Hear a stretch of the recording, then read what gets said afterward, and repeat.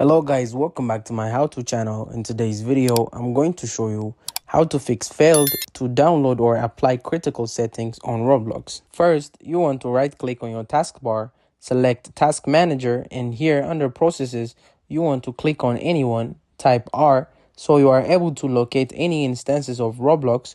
And if you find any instances of Roblox, you want to click on End Task. So after you are done, just exit out of it. The second step is opening up your computer search engine, search for Run, click on the Run tab, and right here we have to type this. So percentage local app data and another percentage sign. So after you have typed this, you can click on OK and it will load up a new folder. So from here, we want to select any folder, just click on it once, type R, so you are able to locate the Roblox folder. So once you have located your Roblox folder, we want to enter it. Go to the versions folder, and here we want to select folders that are called version.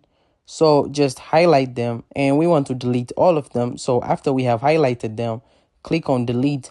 And then after we have done this, the last step is reinstalling Roblox.